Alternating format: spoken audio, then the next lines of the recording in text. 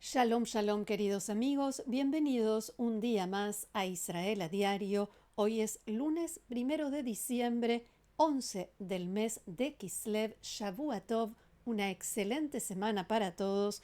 Y la semana comenzó con una tormenta, un terremoto jurídico, político, el pedido de indulto que presentaron ayer los abogados del primer ministro Benjamin Netanyahu, la decisión le corresponde exclusivamente al presidente de Israel, Yitzhak Herzog, y si no lo acepta, ¿será castigado por Donald Trump? Mientras tanto, Medio Oriente, nuestro vecindario, no ha cambiado demasiado en las últimas horas. Turquía presionó a Hamás para que no le entregara a Israel el cuerpo del soldado Hadar Goldin. ¿Por qué y cómo es que no lo logró? ¿Y qué hace un funcionario turco del más alto rango en Irán? Turquía, les recuerdo, que quiere tener cada vez más protagonismo en la Franja de Gaza y se acerca cada vez más a las fronteras de Israel. De todo esto y más vamos a hablar hoy, pero mientras tanto les recuerdo que este informe cuenta con el auspicio de Fabián Levy, el agente de viajes de la comunidad latinoamericana en Israel. Vamos a ver entonces qué nos dicen los diarios de hoy, todos centrados, por lo menos los titulares, las primeras planas, en el pedido de indulto del primer ministro Netanyahu. El diario Yediot Aharonot muestra en su primera plana a los dos protagonistas, Netanyahu y Herzog, y el titular es El dilema del indulto. La bajada dice: sin admisión de culpabilidad, sin arrepentimiento y sin intención de retirarse de la política, después de que sostuvo una y otra vez que lucharía por la verdad en el tribunal, que las causas colapsaron, el primer ministro Netanyahu solicitó el indulto al presidente Herzog y lo justificó diciendo que desea concentrarse en sanar las heridas y volver a unir al pueblo de Israel. Y anuncian una amplia cobertura, debo decir que ocupa casi todo el diario de hoy, sobre las opciones de Herzog, los desafíos legales, las insinuaciones sobre el futuro de la reforma del sistema judicial y las consecuencias políticas. Como sabemos, un indulto es un perdón total o parcial de una condena impuesta por la justicia. En este caso, todavía no hay sentencia, el juicio está en curso y en la etapa del contrainterrogatorio al primer ministro Netanyahu. No hay ningún precedente en Israel de un pedido de indulto en medio del juicio. Sí lo hay del caso conocido como el incidente del autobús de la línea 300 de la década del 80, año 1984, en el que el padre del actual presidente, el entonces presidente de Israel, Chaim Herzog, indultó a 5 oficiales del Servicio de Seguridad Nacional antes de que comenzara el juicio y después de que admitieron la culpabilidad, expresaron arrepentimiento y renunciaron a sus cargos. El hecho de que Netanyahu haya presentado este pedido ayer no significa que mañana o pasado habrá una definición, un resultado. Hay un proceso de por medio, judicial, burocrático, que lleva su tiempo. Hay quienes dicen que en este caso tomará unos 2 meses por lo menos. El presidente Herzog debe tener en cuenta dictámenes que ahora deben preparar en el Departamento de Indultos del Ministerio de Justicia y la Oficina Legal de la Presidencia de la Nación. No son vinculantes, el presidente no tiene obligación de seguir al pie de la letra lo que digan esos dictámenes, si indultar o no indultar. Y una vez que el presidente Herzog toma la decisión, esta necesita lo que se llama Hatimat Kiyum, que en una traducción literal significa algo así como firma existencial, o sea que sin esa firma el indulto no tiene validez. Quien debe firmar en este caso es el ministro de Justicia, que hoy en día es Yariv Levin, un político del partido Likud, muy cercano, allegado al primer ministro Netanyahu.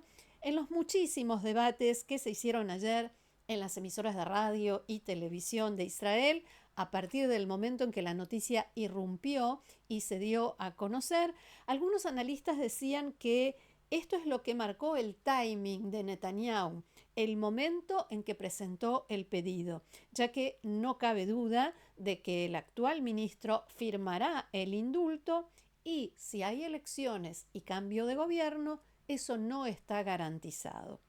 Después de presentar el pedido, el primer ministro Netanyahu dijo lo siguiente: Ciudadanos de Israel, casi una década ha pasado desde que comenzaron las investigaciones en mi contra. El juicio sobre estos asuntos se ha estado llevando a cabo durante casi 6 años y se espera que continúe por muchos años más.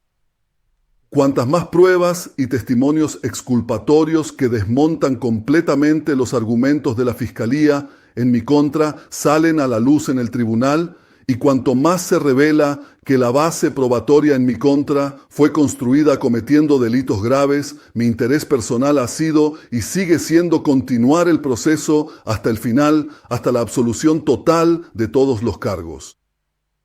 Pero la realidad de seguridad y política, el interés nacional, exigen otra cosa. El Estado de Israel se enfrenta a enormes desafíos y, junto a ellos, a grandes oportunidades. Para rechazar las amenazas y aprovechar las oportunidades, se requiere unidad nacional. La continuación del juicio nos desgarra por dentro, provoca divisiones y aumenta la polarización. Estoy seguro, como muchos otros en el pueblo, de que la finalización inmediata del juicio ayudará mucho a calmar los ánimos y a promover una reconciliación amplia que nuestro país tanto necesita. He reflexionado mucho sobre este asunto, pero lo que ha sucedido últimamente ha sido decisivo. Debido a una decisión derivada de la composición del tribunal que está tratando el caso, se me exige testificar 3 veces por semana. 3 veces por semana. Es una exigencia imposible que no se le pide a ningún otro ciudadano en Israel. Asimismo, tuve presentes las reiteradas solicitudes del presidente Trump al presidente del Estado. El presidente Trump pidió la finalización inmediata del juicio para que él pueda, junto conmigo, promover aún más los intereses vitales que comparten Israel y Estados Unidos en una ventana de tiempo que difícilmente se repetirá. Ciudadanos de Israel, queridos, una y otra vez he sido elegido en elecciones democráticas y he recibido su confianza para seguir sirviendo como primer ministro de Israel, ante todo para cumplir estos objetivos históricos. Por estos motivos, hoy mis abogados presentaron una solicitud de indulto al presidente del Estado. Espero que todos aquellos que tienen el bien del país en mente apoyen esta medida. La ministra de Defensa del Medio Ambiente dijo esta mañana, Idit Silman, dijo esta mañana en Galei Tzahal, la radio del Ejército de Israel, que en realidad lo que se presentó es un pedido de indulto a la Fiscalía, o sea, quien tiene que pedir perdón es la Fiscalía. Quienes están en el banquillo de los acusados, dijo, son los fiscales. El indulto es en primer lugar para quienes le inventaron los cargos a Benjamin Netanyahu. Según Silman, el presidente Herzog si el presidente Herzog no acepta el pedido de indultar a Netanyahu, eso significa que no está a la altura de las circunstancias y no toma una decisión por el bien de la seguridad de Israel. En ese caso, declaró, abro comillas, es probable que el presidente Trump deba tomar medidas graves y es posible que haya sanciones personales contra altos cargos en el sistema judicial. Fin de la cita. Lo había dicho unas horas antes en otros medios y lo repitió esta mañana. A propósito de Medio Oriente y cambiando de tema, Kan, la emisora pública de Israel, informó anoche que el nuevo jefe del Servicio de Seguridad Nacional, David Zini, hizo lo que parece ser su primer viaje oficial en este cargo fuera del país y fue a Egipto. Allí se reunió con el jefe de inteligencia egipcio, Hassan Rashad, que es uno de los factores principales en la mediación entre Israel y Hamás. Su firma está en el acuerdo de alto el fuego. Además, ahora tiene un rol clave en la búsqueda de los cuerpos de los rehenes que todavía están en la Franja de Gaza. Esta mañana en Cannes informaron que hace unas semanas Turquía presionó a Hamás para que no entregara el cuerpo del soldado israelí Hadar Goldin hasta que se solucione el problema de los terroristas atrapados en los túneles en el área de Rafah del lado israelí de la Franja de Gaza, del lado bajo dominio israelí. También dijeron que el hijo de uno de los líderes de Hamás, Razi Hamed, es uno de los terroristas que estuvieron atrapados en un túnel en el barrio Jaine, en la zona este de Rafah, y que el gobierno estadounidense, junto con los mediadores, trataron de organizar un paso seguro para él y sus compañeros para que pudieran salir de los túneles y llegar al lado bajo control de Hamás. El trato no se concretó según el informe, pero sí hubo negociaciones con Israel. Medios de comunicación ligados a Hamás informaron que el hijo de Razi Hamed murió en uno de esos túneles y estos datos fueron confirmados por medios oficiales israelíes, por fuentes oficiales israelíes que hablaron con Cannes.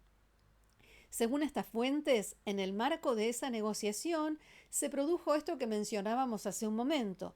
Turquía presionó a Hamás para que no entregara el cuerpo de Hadar Goldin, que recordemos estaba retenido allí en la Franja de Gaza desde hacía 11 años, y uno de los argumentos fue precisamente que en uno de esos túneles estaba el hijo de uno de los líderes de la organización, Hamed, y que debían dejarse el cuerpo de Hadar Goldin como moneda de cambio.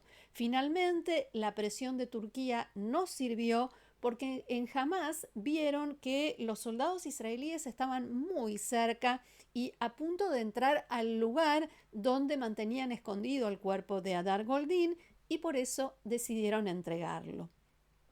Por último, el informe de la emisora pública Cannes dice que en Israel las autoridades no sabían, ni el gobierno ni las fuerzas de seguridad, que en esos túneles estaba el hijo de uno de los líderes de Hamás, y solo se enteraron hace unos días, a pesar de que los mediadores, especialmente Turquía, evidentemente lo sabían. Mientras tanto, en la Franja de Gaza, como dijimos, quedan los restos de 2 rehenes asesinados el 7 de octubre de 2023. El sargento mayor de la policía israelí, Ran Gvili, quien murió al repeler la invasión liderada por Hamás en el kibutz Alumim, y Sutisak Rintalak, ciudadano tailandés que fue asesinado en el kibutz Be'eri, donde trabajaba en el área de agricultura. Este mediodía, varios medios árabes, entre ellos la red de noticias Quds, afiliada a Hamás, informaron que equipos de la Cruz Roja y el ala militar de Hamás comenzaron la búsqueda de los restos de un rehén israelí en el campo de refugiados de Jabalia, en el norte de Gaza. El campo se encuentra principalmente en el lado controlado por Hamás de la franja, de acuerdo con esta división que marca la línea amarilla. Y el ministro de Relaciones Exteriores de Turquía, Hakan Fidan, habló en las últimas horas sobre Israel.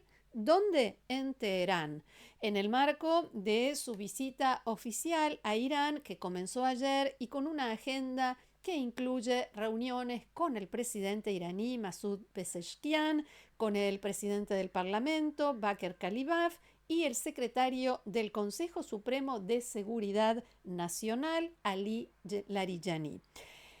Allí en Irán dio una conferencia de prensa junto con su homólogo iraní, el canciller Abbas Araghchi, en la que dijo que Turquía siempre ha estado junto a Irán y así continuará. La cuestión nuclear debe resolverse mediante el diálogo y dentro del marco de la ley internacional. Los dos ministros criticaron a Israel. El iraní Araghchi repudió los ataques israelíes en Gaza, el Líbano y Siria y dijo que forman parte de un plan más amplio de Israel para desestabilizar la región. Y Fidan agregó, el ministro turco, agregó lo siguiente.